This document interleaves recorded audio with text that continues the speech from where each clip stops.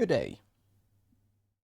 I've been contemplating pressing record for about half an hour now, thinking, what's the goal?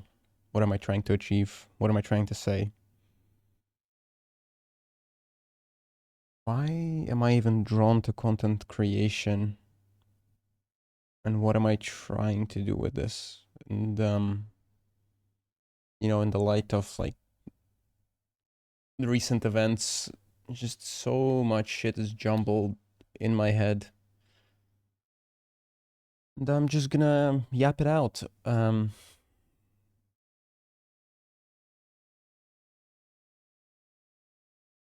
As a marketing graduate, I feel like,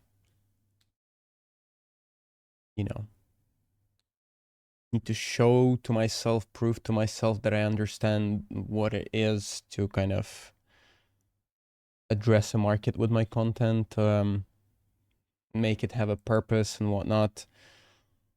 But at the same time, looking at like the state of, content, media, propaganda, um, emotional charge, AI bubble this, economy that, I feel like I'm just not gonna do that. There's also a part of me that feels like if I don't really try to make good content, then that's kind of me avoiding the judgment. It's kind of like, well, I'm not really trying to do so, to make something good. So if you're gonna judge me on it, it's not really valid because I haven't really tried, and it's kind of like this narcissistic way of avoiding judgment. It's like never really trying hard. I don't know why I put narcissistic there, but it's something that I've noticed. Um, like if you never really try, the judgment that you receive, you feel kind of immune to it. Um, and if you never really try, that means you're not never really putting yourself out there, and you're not really being vulnerable.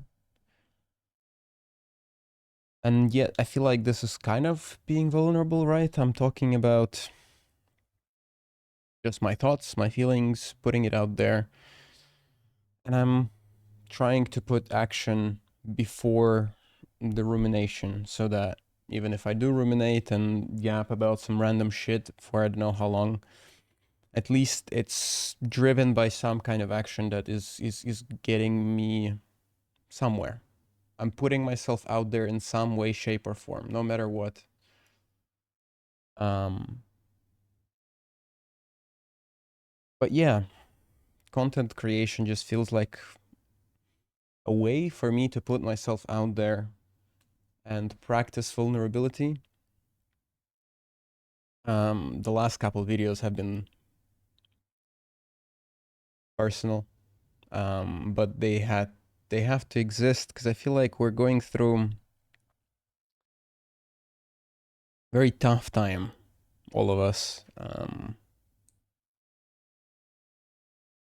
We focus so much on validation, on thirsting for something, on chasing something, that we really disconnected from who we are. At least in my case, like I still have no idea who the fuck I am and what I'm trying to do. Like I have some like educational background, life experiences, but a lot of it was driven not by me, but by my mind, my desire to fit in, to receive love and validation from my family. I had to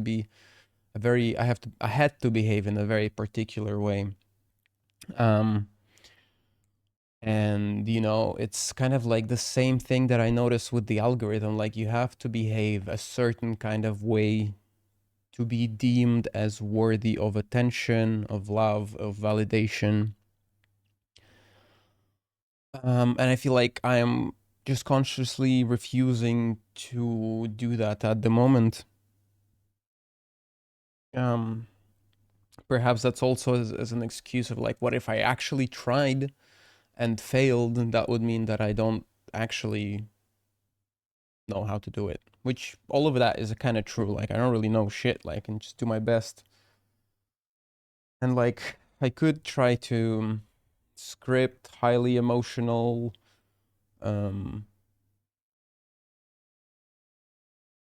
videos like on current relevant topics that do well in the algorithm. I could try that. I still kind of maybe will. We don't know. Because the system exists, right? It's tough to ignore it. It's impossible to ignore it. We're all a part of it. But the only way to change it is probably from within.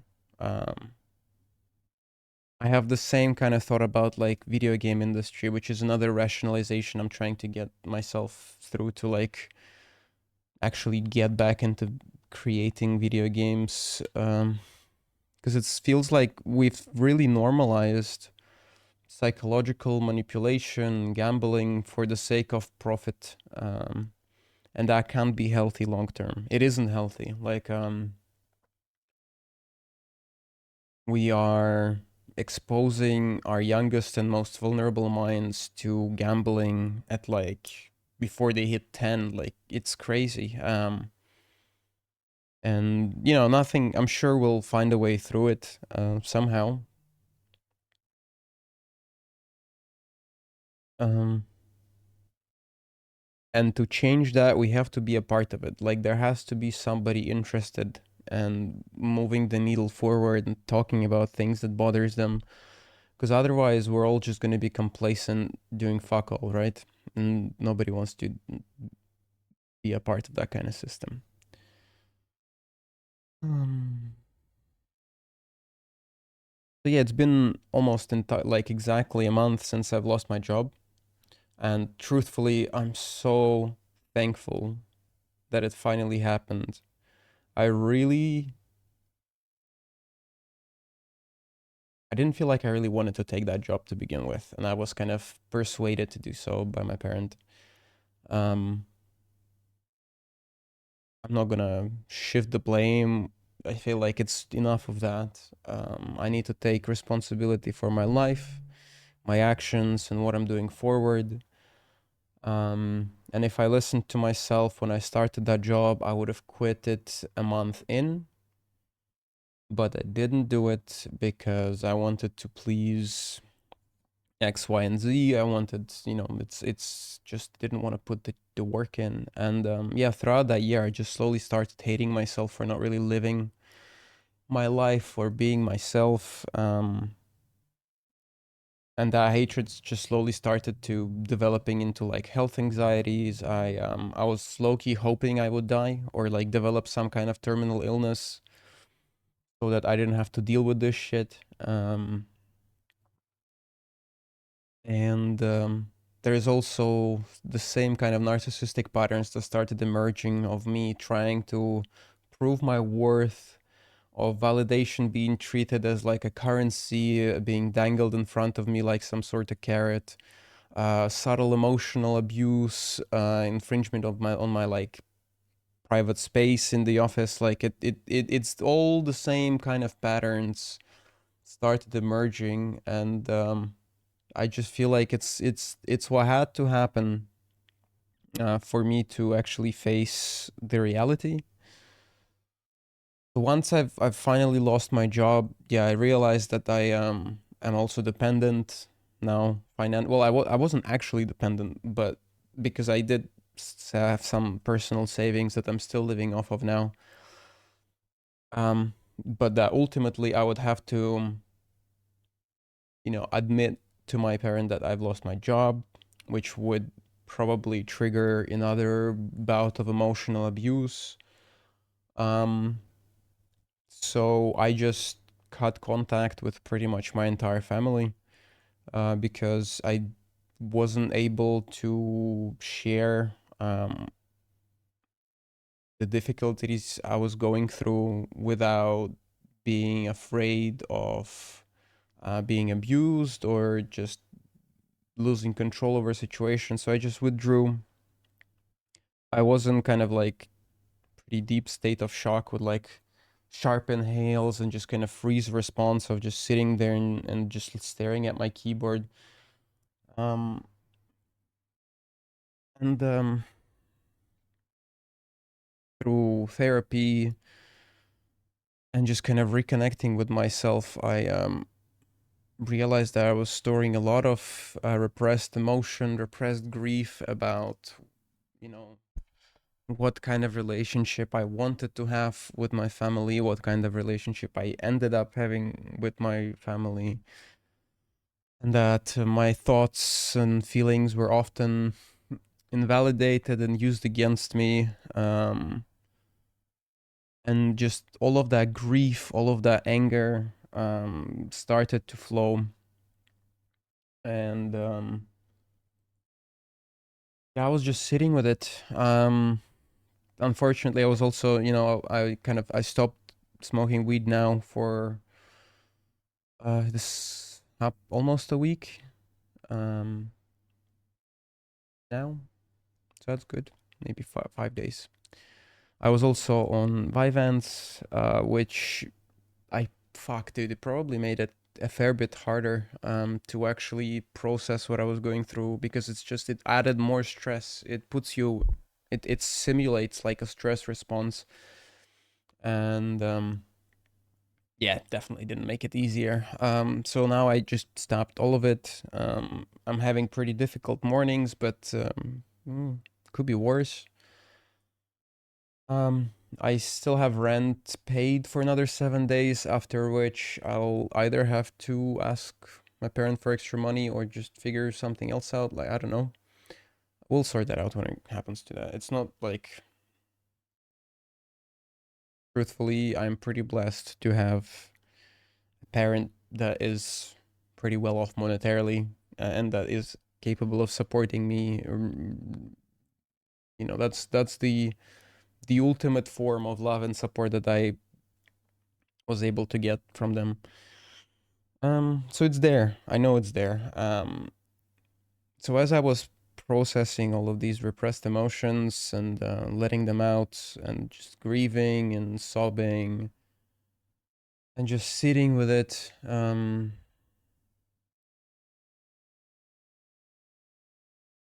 started to quite like question who I am really, or what I am really. And I feel like I sort of like pierced the veil of finally not identifying with my mind. Like, it was a pretty explicit thought that I was having ages ago, like, you are the processing unit. You have a reality happening around you, you process it through your senses, and that's you. And then stumble on one of the videos that quite explicitly asked you, like, what were you when you were in the womb? Like, did you not exist before that? What were you then? Like, you didn't have an identity, you didn't have a personality, you didn't have any memories, you didn't have any cognition, or maybe you did, I don't know. Your body existed, but it was in the womb. What happened before then? What were you before then? And that kind of just helped me more or less disconnect from my mind and starting to treat myself as a constantly changing expression of my body, my mind, and my awareness. So those three things together and their manifestation, and like what happens when they all kind of come together, that is me. And a lot of the self-criticism, self-hatred, shame wasn't actually mine. It was given to me by my parents, and they were given those things during their childhood. And I imagine it's true for a lot of people that are struggling with just conditional love and narcissism. It feels like it's really an epidemic nowadays. And these are also the people that usually trigger me very, very hard whenever I see them. People trying to exert control over you, or abandoning you in subtle ways. Like, these are very very visceral triggers for me. And whatever is triggering you usually is a signal that there is something unresolved with that lives within you. So now I'm just trying to find a way forward, trying to get back into my body. I feel like what this kind of upbringing, what it does to a human is that, we really are dependent on love from our closest people, because if we don't receive love, that means we will die. That's how our limbic system interprets it. There's something wrong with me, I must change or I will die. And when it just kind of took over my life for ages, and I still have pretty compulsive, obsessive thoughts about what I'm ought to do, how I ought to look like. Like, I imagine how I'm perceived by, like, people sitting in cars when I walk past them, by people walking past me, because I need to present a certain way so that what I project them thinking about me is positive and deserves of love. So, like, yeah, it's just fucking crazy. And then I also recalled, like, when I was like 12 or 13, I had this thought that I need to imagine my family dying, so that when it happens, I'm not as emotionally affected by it, which is just so brutal. And it probably was a conscious it's crazy that it happened consciously, when the same process was probably happening subconsciously. That numbness is like whenever somebody's like yelling at you, or like a parent is making you feel small and miserable, like that disconnection of just stepping back and looking at yourself from the third person. Like, I understood the pain that it was causing me, and I started looking for other ways of preventing that pain and grief happening to me again. And I just was imagining car crashes, people falling out of boats, people falling out of cars, like, fuck, so much shit, just so that I could become numb to it, right? And I feel like there is some sort of parallel to be drawn. Like, I was so identified with my mind. I was training it to become more like resilient to stress by numbing it more and more, disconnecting from my body because it wasn't safe to be in my body, because there was something wrong with my body, because I wasn't, deserving of love.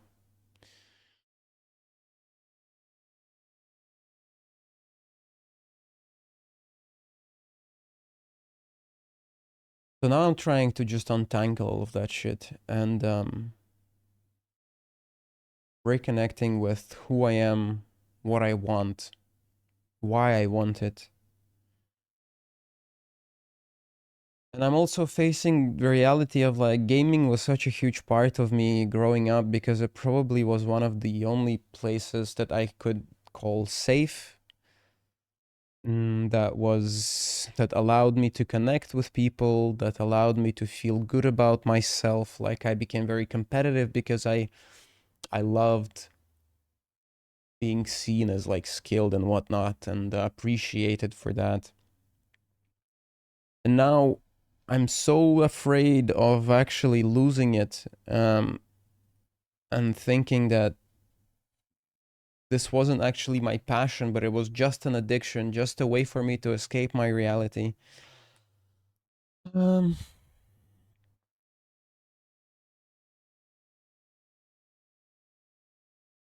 and I guess both things could be true.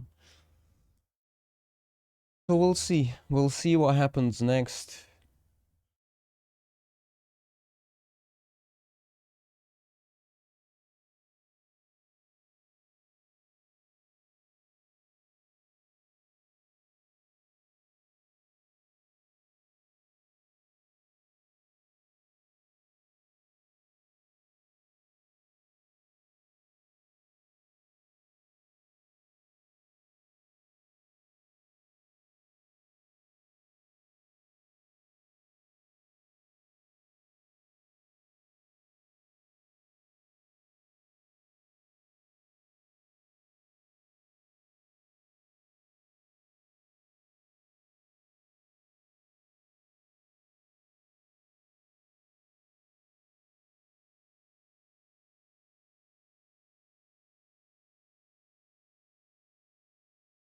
Kind of interesting.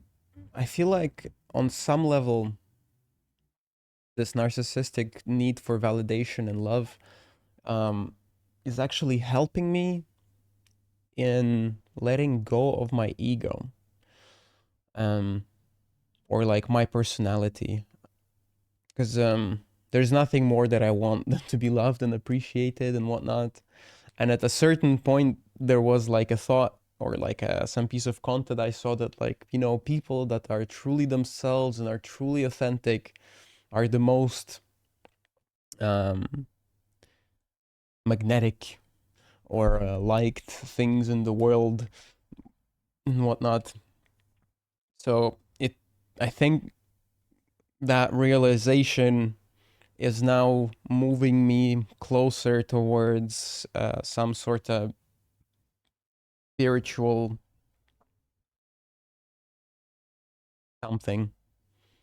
Because it's like, well, if I want to be liked, and most authentic self that you can be is by just being fully present with you, then I guess like you just have to focus on presence, focus on meditation, reconnect with yourself, and then you'll be liked. And certainly is helping me to meditate more. Again, driven by the ego, driven by the necessity to be liked and appreciated. It's kind of like an ego suicide almost, where my personality is doing things actively to make itself dissolve, which I appreciate because all of my suffering lives in my personality. My personality of a child, my personality of a failed like professional. Well, in reality, I'm safe, fed. I'm living a pretty good life.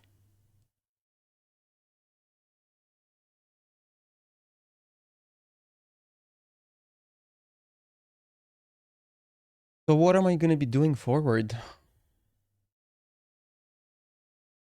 Um, I've already cut down on a lot of consumption. Most of my consumption in terms of like media entertainment and pacification is happening on YouTube through like very like spiritual content. So it's certainly helping to guide me. I haven't been playing any video games. I mean, I have been watching some YouTube shorts here and there, but I'm letting that slide. Sometimes, you know, you just need to rest, and even if that means just pacifying yourself with some content, it's okay in some doses. So I'm reducing consumption and I'm focusing on creation and service. I feel like my experience in life is leading me towards something. And one of those things is being support that I always wanted but never got to people that are struggling with the same thing. Um, I never was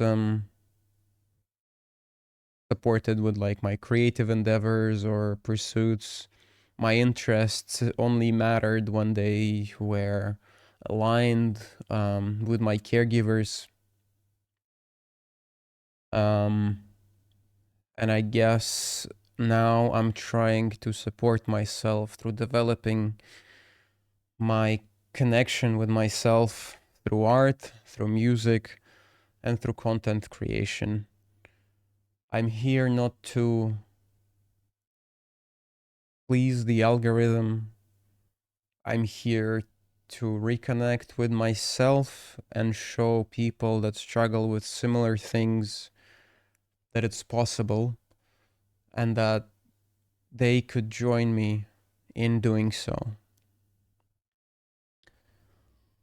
So what I'm planning to do next is create or continue working on the community that I've been working on for a couple years now, to create creative development and support circle where we could talk, share our troubles and struggles, share our goals, and offer support to each other through accountability, body doubling sessions where we sit in like Discord and just work on things together, because it's what I think I need at the moment. I'm so disconnected from any sort of community that I might as well just build something or continue building something around this this yeah. So if it's something that you would like to be a part of, if you have a hobby you wanted to try, but you never managed to, please join the Discord. For me, I'm probably gonna be working on music. That's the thing that I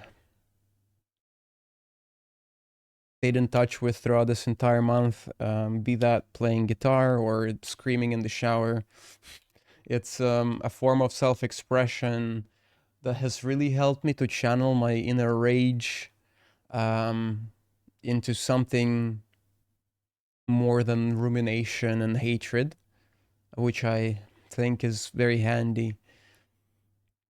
And I still want to try to make video games again, because I feel like if I'm really unhappy with the state of how it's monetized, how it's used, and how like people's psychology is used against them, then again, the only the only way to change a system is from within. So that's what I'm going to do. Is there anything else?